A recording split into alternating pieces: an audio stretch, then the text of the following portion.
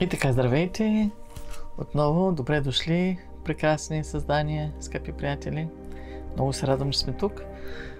И искам да ви кажа, че събудих се сутринта с едно много силно послание, което ми се въртеше в главата и си казах, някой трябва да го чуе, и затова записах това видео със страшна скорост сутринта, за да мога да ви го пусна да го чуете.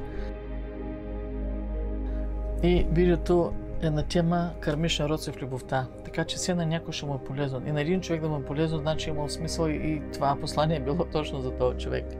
Много ще се радвам, ако са повече. Въртеше ми се въпроса и ми се изпращаше направи видео на тази тема. Темата е какъв е моят кармичен урок в любовта. Нали, за тези момичета, които не им е вървяло във връзките и така нататък до сега. Значи, това е видеото. И какво? Няма повече какво да чакаме. Почваме да гледаме и да вадим карти и да задаваме въпроси. И така. И пак да спомена само, че получих запитвания за лични гледания. До сега не съм слагал линк, сега ще сложа линк за връзка с мен, WhatsApp, координати, който иска. Тези, които ми писаха, могат да се свържат с мен на WhatsApp. Ще оставя под описанието на видеото. Така, почваме да теглим.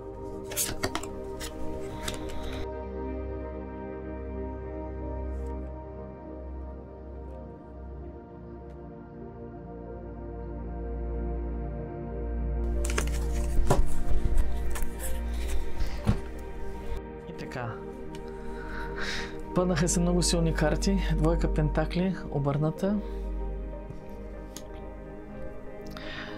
Кралица на чашите. Тройка пентакли, обърната. Ще обърна просто да видите. И 13 аркан, смъртта, също обърната.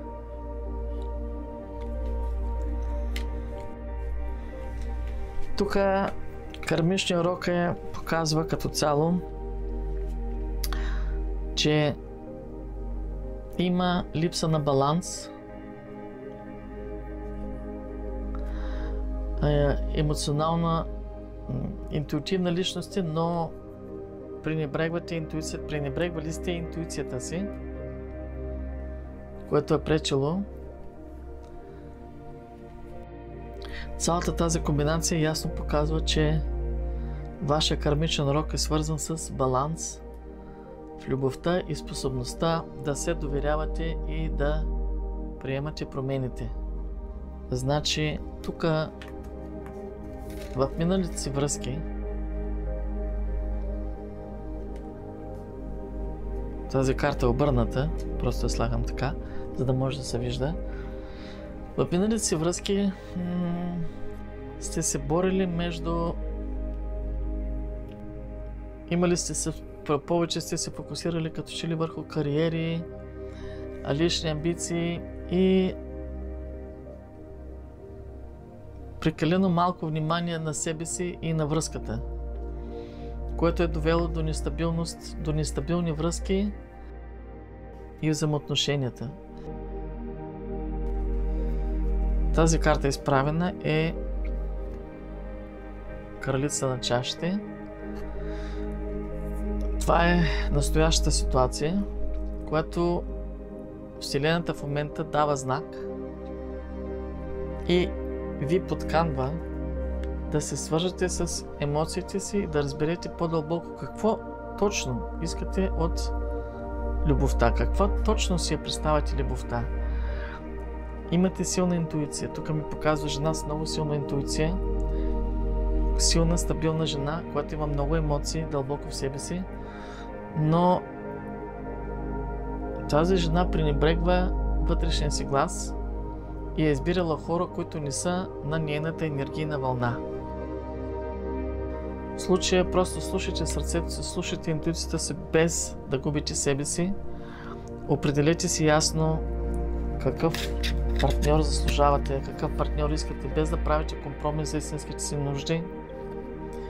Избягвайте емоционална нестабилност или партньори, които не отговарят на вашата емоционална дълбочина. Просто не ви трябват такива хора. Трета карта, какво блокира вашата любов? Имаме тройка пентакли обърната. Тук всъщност кармичната пречка е свързана с липса на истинско партньорство. Или като цяло тук проблема е, че давате повече, сте давали повече, но не сте получавали също в замяна. И това е наранило. Това ви е наранило. Но по този начин сте привличали хора, които не желаят да работят върху връзката и затова вие сте давали повече, те не са се ангажирали. Значи какъв е тук урока и какъв е съвета като цяло? Да избягвате да привличате такива, да избягвате да се въвличате във връзка с такива партньори, които не са готови за истинско сътрудничество. Защото любовта не е само емоции, тя е съвместен труд, равнопоставяне във връзката. На вас вие трябва да търсите човек, който ще вложи същото, което и вие. И тогава ще сте емоционално равнопоставени и тогава ще сте щастливи. Просто трябва да се свържете със себе си, да поставите изисквания към Вселената. Какво точно искате в една връзка? Какъв човек? Какво точно е за вас истинската любов? Защото вие заслужавате това, така че спокойно може да поискате. Накрая, когато стигнем до бонуса, има бонус на финала за вас, много хубав бонус. Така че останете до края, за да може да видите бонуса, който ще ви помогне много да изчистите тази карма. Сега, кармично предизвикателство имаме тук, обърната 13 аркан, смъртта. Да не се стряскаме от това, звучение, но това означава, смъртта е винаги трансформация, карта на трансформацията. Така че тук урока е най-големият урок, кармичен, е свързан с страх от промяна и пускане на миналото, защото карта е обърната. Тоест, давали са шансове, има забавена трансформация обаче. Знаете, че трябва нещо да се промени, но имате вътрешна съпротива. Държите стари рани, стари емоционални рани. Страхувате се да започнете на чисто и сте се вкопчили в миналото и в страх. Но за да се научи урока, трябва да престанете да държите хора или ситуации, които вече не са част от вашия път. Просто трябва да ги пуснете. Не се страхувайте от новото, защото то ще ви донесе освобождение. Така че ще трябва да осъзнаете, че когато нещо приключи, то е защото по-доброто идва към вас.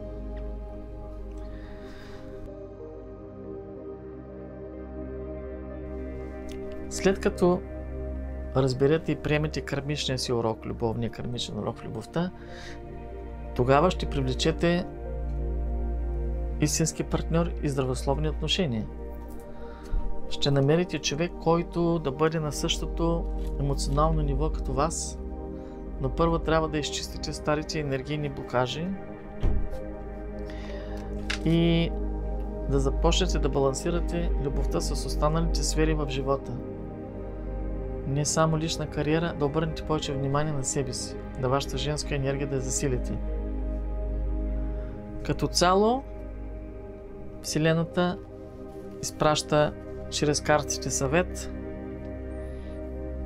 да приемете промяната, да не се страхувате да затваряте врати, които вече не водят към вашето щастие, да се научите да намерите баланс между личните си цели и любовния си живот, да търсите партньори, които влагат също, което и вие, защото любовта трябва да бъде равнопоставена, да слушате интуицията си и защото тя знае най-добре какво е най-доброто за вас.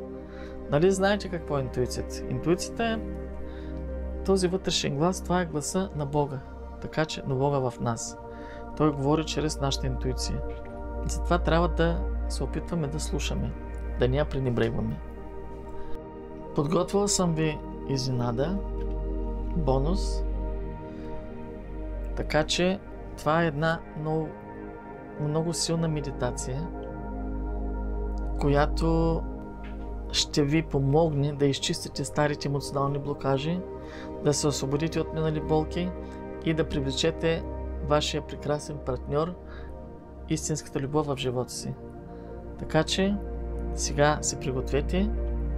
Аз ще ви я запиша тук заедно на това видео, пък ви когато искате, може да се пускате, да се слушате, когато въпросът е да сте сами на спокойно място, необезпокоявани и така. Подготовката към медитацията само ще ви кажа и започва медитацията. Подготовката е да намерите спокойно място, където няма да бъдете обезпокоявани, да си запалите свещ, пригответе си бяла или розова. Бялата е за изцеление, розовата е за любов. Може и двете да запалите. И си намерете кристал. Може или розов кварц, може да е такъв. Аз ги имам във формата на сърчица, те са ми подарък, който много си обичам.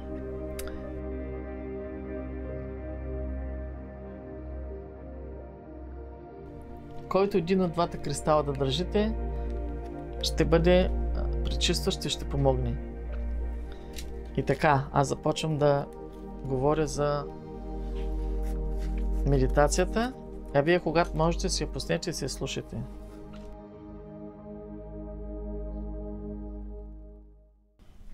Дишане и центриране. Затвори очи. Поеми дълбоко въздух през носа. Задръж за 3 секунди, след което издишай бавно през уста. Усети как цялото напрежение излиза от тялото ти с всяко издишване. Повтори този процес 3 пъти. Представи си топла розова светлина, обгръща сърдечната ти чакра, центъра на гърдите. Дишай тази вечерна енергия и усещай как тя разтваря всичките стари рани, страхове и блокажи.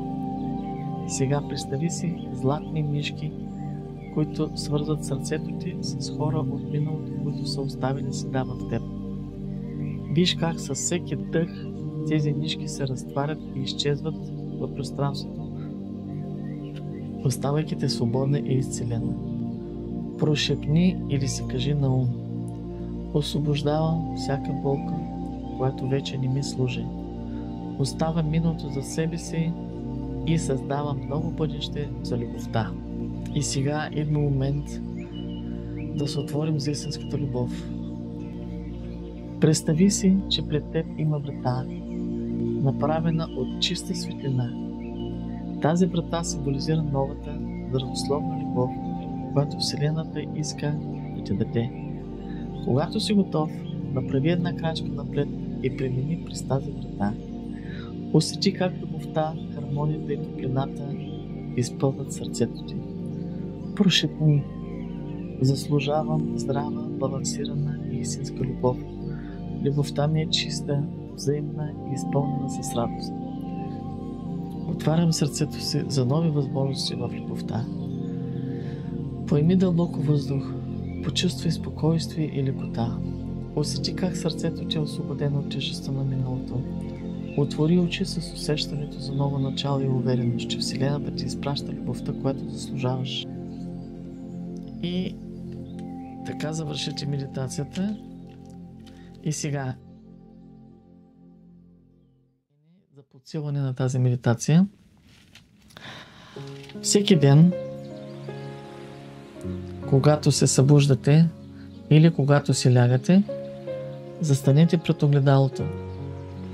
Погледнете се в очите със спокойно изражение и си кажете на себе си, гледайки се в огледалото: като казвате на глас: приемам любовта, която ми носи радост и баланс.